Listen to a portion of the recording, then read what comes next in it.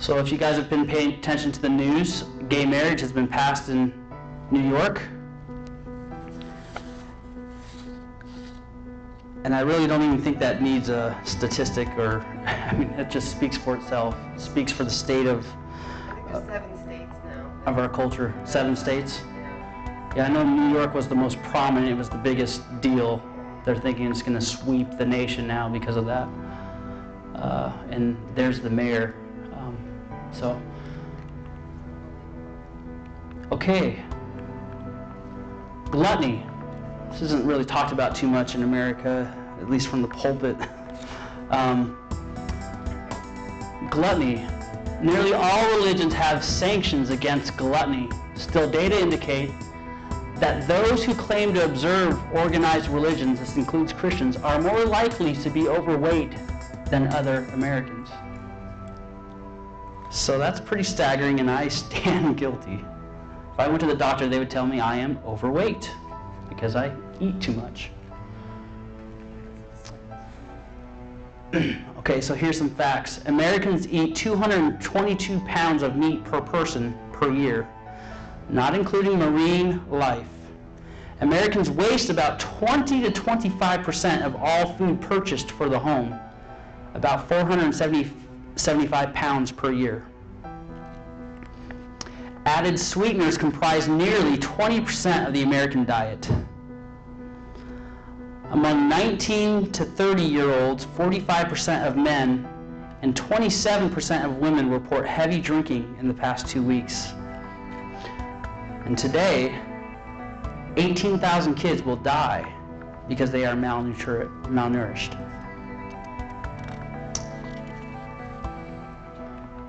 So if this is your first time coming, I'm sorry, this is kind of a downer.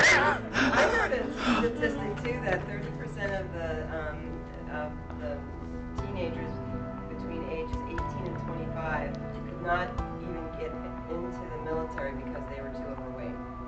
They were too obese. Yeah, I mean, the kids these days they're experiencing record numbers of kids with diabetes and various health concerns because of their weight, and it's true. Okay. Pornography, the porn industry. 89% of the pornography in the world comes from the great USA of America. 89%. Okay? Isn't that staggering? Remember, this is God's view. This is not unnoticed to him. $2.84 billion in revenue was generated from U.S. porn sites in 2006. $89 per second is spent on porn. 72% of porn viewers are men. 260 new porn sites go up daily. So they're going to go from most severe to they may start hitting home, okay? So modesty. Who's ever heard of Paul Washer? You guys have heard of Paul Washer? He says something that's so cool in one of his sermons. He says, if your clothing, he's speaking to ladies, he's at a youth conference, he says, ladies, if your clothing is a frame for your face, God is pleased. And it's pretty heavy, you know, because we're so far. I kind of give a Hebraic clothing style from, you know, Bible times, and then you know, and then we look at the society that we live in and we go, well, it's okay because everyone's doing it. But it's still not, it's not without notice from the Lord. He's still seeing all this. So I want to read you something about modesty. Upon traversing America in the 1930s, French author and statesman Alex de Tocqueville attributed the extraordinary prosperity and growing greatness of the nation to the superiority of their women, who were protected by punishing rape by death. Continuing, he noted that no other crime is judged with the same inexorable severity by public opinion. There is reason for this, as the Americans think nothing more precious than a woman's honor. It was a time of chivalry, honor, and modest dress. It was a time when women could walk anywhere alone without fear, so great was men's respect for their modesty. And then we think about today, and so much has changed. So, that's also something that really isn't talked a whole lot from pulpits, but this isn't an escape from God's notice. So, men and women alike, we should dress appropriately.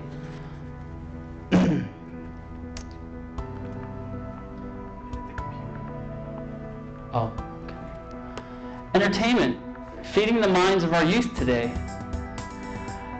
Many Christians today are totally ignorant of the occult.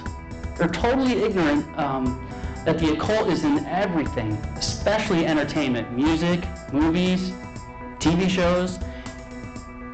And remember, the plan is just to entangle God's people into sin. That's all they have to do. Entangle God's people into sin, and they win. Okay? So that's what they're doing. They're just putting blatant, they don't even have to hide it anymore. This is just witchcraft. Yet I've heard of Christians going to watch witchcraft all the time, and they give them their money. And it makes no sense to me, and I have no idea why this is going on, but it does not escape God's notice. He sees all of this. Raleigh, go ahead. Something crazy about, I think it's Harry Potter, or it might have been Twilight, I don't know.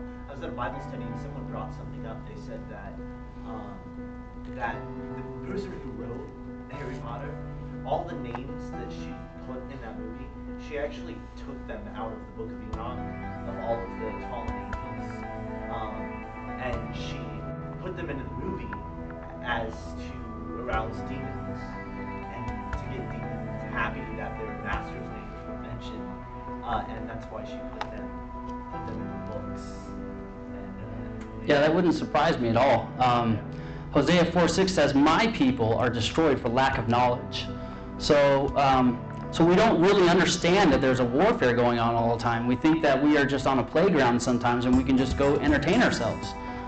But we don't even know what the people walking out of those theaters, the spiritual things that are attached to those people, we don't understand. We don't have the veils on. We can't see all that. We can only see some of it from faith. But I guarantee there's things being attached to people. They're following them. They're having, I'm sure there's night terrors and all sorts of things going on. Yeah, there's actual incantations that are used in actual satanic, type rituals that are being spoken. In the movie. Yeah. So Twilight, right? Twilight's that big book series about vampires and sucking each other's blood. Do you know youth today, they have big groups where they're sucking each other's blood? They're drinking blood together? You can find them, they're blogs. This is not a book to them, this is reality.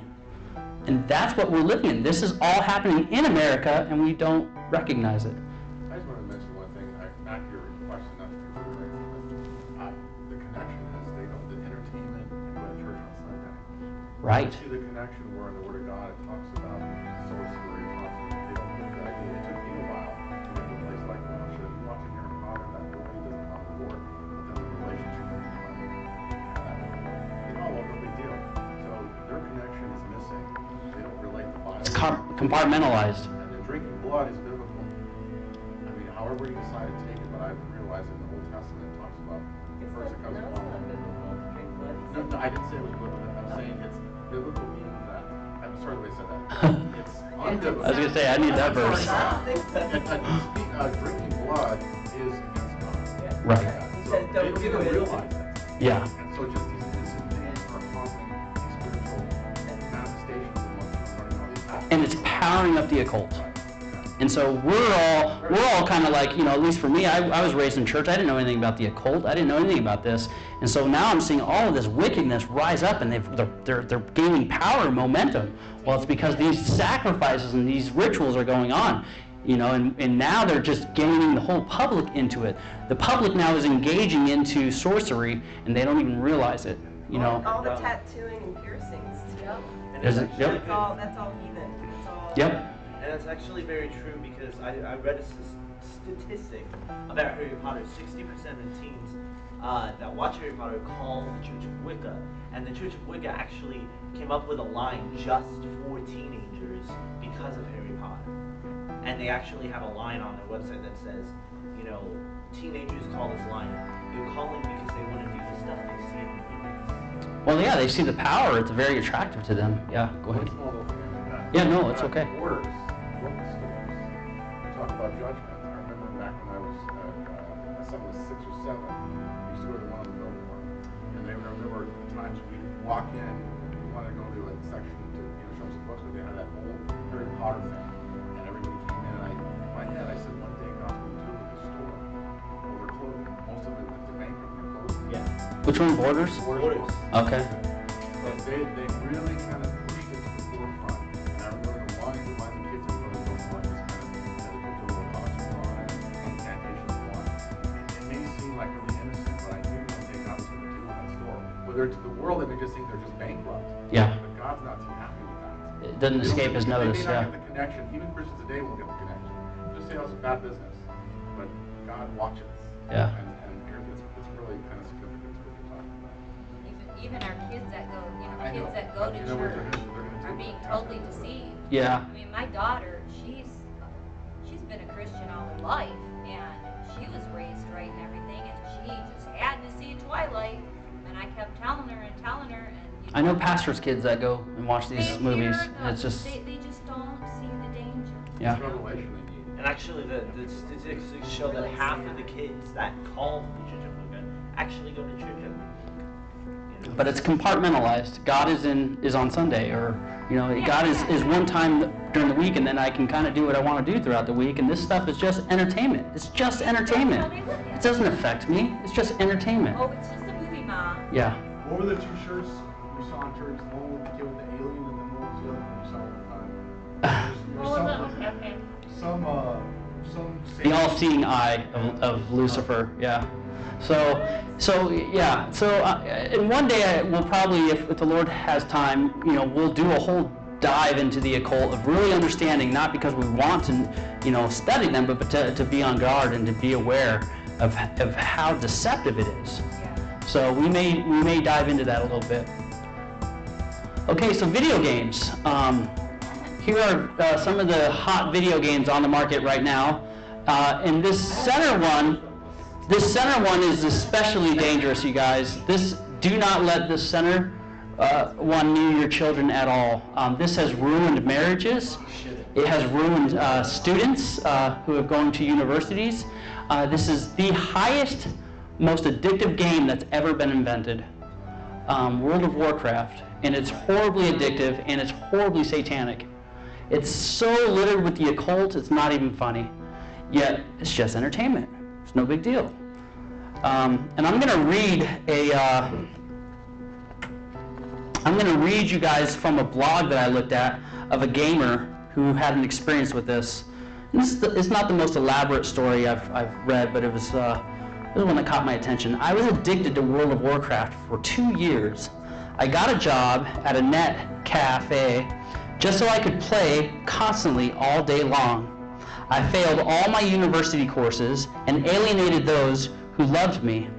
I would dream about dungeon raids and tactics with asleep. And I lived off microwave noodles. I didn't do any laundry. I hardly left the house apart from going to work. I also started drinking heavily during long night raids. Night raids, I think, is part of the game. My girlfriend eventually told me it was her or World of Warcraft, and I spent a few days weighing the two up. I actually made a pro-con chart between the two. I think that's part of the game also. And in the end, she won over Warcraft. I can't believe I nearly chose a video game over my girlfriend.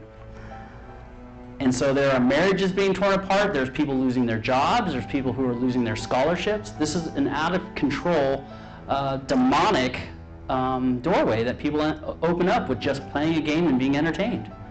So we really need to be on guard as Christians. We need to really protect our temples.